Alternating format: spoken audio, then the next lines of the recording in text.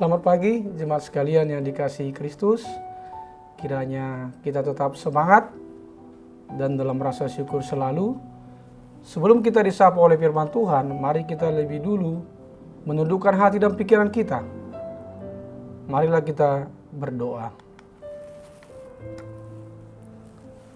Damai sejahtera Allah yang melampaui segala akal, itulah kiranya yang memelihara hati dan pikiranmu di dalam Yesus Kristus Tuhan kita. Amin. Firman Tuhan pada hari ini Kamis tanggal 5 Agustus 2021 terambil dari Lukas 12 ayat 15. Firman Tuhan berkata, katanya lagi kepada mereka, berjaga-jagalah dan waspadalah terhadap segala ketamakan. Sebab walaupun seorang berlimpah-limpah hartanya, hidupnya tidaklah tergantung daripada kekayaannya itu. Dalam bahasa Batak dikatakan, laos didokma tunasida jaga mahamu, pasidik kamu manasa hahuliton, ainangpe marlobi-lobi halak, dada sian artanai nguluna. Demikian firman Tuhan. Topik bergantunglah kepada Tuhan. Jemaat Kristus yang saya kasihi, di dalam Lukas 12 ayat 13 dikatakan, seorang dari orang banyak itu berkata kepada Yesus, Guru, katakanlah kepada saudaraku supaya ia berbagi warisan dengan aku. Pada zaman itu, seorang rabi atau guru sering membereskan persoalan. Yesus dianggap sebagai rabi sehingga ia diminta untuk membereskan persoalan. Orang ini datang kepada Yesus bukan karena ia percaya kepada Yesus atau karena ia menyenangi ajarannya, tetapi supaya ia mendapat warisan agar menjadi kaya.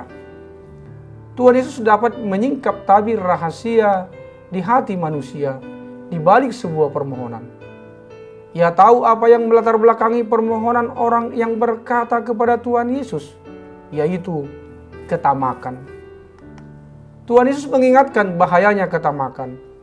Orang yang tamak akan menganggap bahwa harta adalah segalanya. Tetapi Tuhan Yesus mengajarkan bahwa hidup jauh lebih berarti daripada segala harta. Manusia tidak bisa menggantungkan hidupnya pada harta, tetapi hanya kepada Allah dan hidup pemberiannya. Orang yang menggantungkan hidupnya pada harta dalam perikop nas ini adalah orang bodoh. Lukas 12 ayat 20. Orang kaya di dunia saja belumlah cukup. Dia juga harus kaya di hadapan Allah. Caranya adalah dengan tidak menganggap bahwa harta adalah segalanya, melainkan Allah adalah segalanya. Hidup jauh lebih berarti dari segala harta. Dan hidup itu hanya pemberian Allah. Oleh karena itu, jika orang masih dikaruniai hidup, dia harus bersyukur kepada Allah. Bukan harta yang mengatur hidup manusia, tetapi Allah yang mengaturnya. Karenanya, orang yang tamak adalah orang yang bodoh. Maksudnya di sini bodoh secara rohani, karena dia tidak memahami kehendak Allah dalam hidupnya. Allah berkehendak supaya seseorang itu tidak bergantung kepada harta dan kekayaannya, tetapi bergantung kepada Allah, bergantung kepada pemeliharaannya, dan memakai apa yang ada padanya untuk memuliakan Allah. Saudaraku yang dikasihi Yesus Kristus, banyak anak-anak dari keluarga ditinggalkan di rumah untuk dipelihara para pembantunya. Ketika kesulitan tiba, mengalami krisis ekonomi dan bisnis bangkrut, para pembantu di PHK dan orang tua kembali tinggal bersama anak-anaknya di rumah. Dalam kebangkrutan itulah, ada seorang anak perempuan merangkul ayahnya dan berkata, Papa jangan kaya lagi ya. Papa tidak mau merawatku ketika Papa kaya. Tetapi sekarang, di saat kekayaan Papa hilang, kami dapat memiliki Papa lagi. Merangkul Papa dan mencium Papa. Jangan kaya lagi ya, Pak. Kisah sederhana namun sangat menyentuh kita yang barangkali terlalu sibuk mengejar kekayaan dan melupakan kekayaan yang sebenarnya, yaitu keluarga kita. Jemaat Kristus yang saya kasihi, ada hal-hal yang kita pelajari dari kisah ini. Pertama, kebahagiaan seseorang tidak ditentukan dari berlimpahnya harta atau kekayaan. Sebab walaupun seseorang berlimpah-limpah hartanya, hidupnya tidak tergantung daripada kekayaannya itu. Lukas 12 ayat 15. Kebahagiaan yang dimiliki seperti cerita seorang kaya di atas ternyata tidak dirasakan menjadi kebahagiaan oleh keluarganya. Anak-anaknya lebih memilih papanya miskin karena mereka mendapatkan perhatian, kasih sayang, dan mendapatkan keluarga dalam arti yang sebenarnya. Kedua, kekayaan tidak menjadi jawaban atas kepuasan jiwa seseorang. Yesus memperingatkan dengan jelas, "Hai engkau orang bodoh, pada malam ini juga jiwamu akan diambil daripadamu. Dan apa yang telah engkau sediakan, untuk siapakah itu nanti?"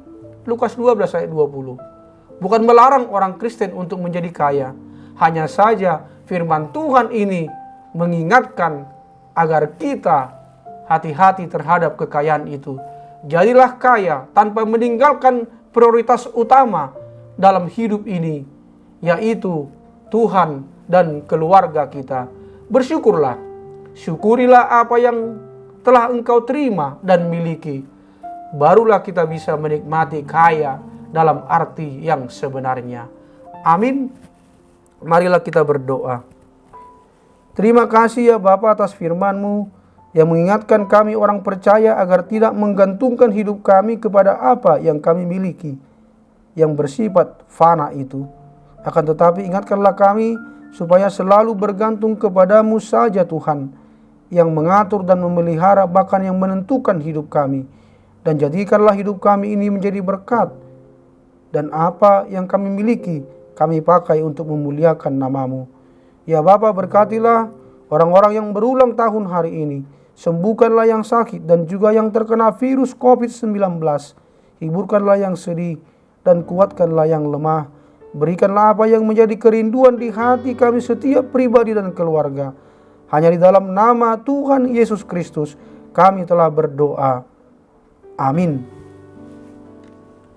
Selamat pagi, selamat beraktivitas, salam sehat, tetap semangat, dan selalu mengucap syukur.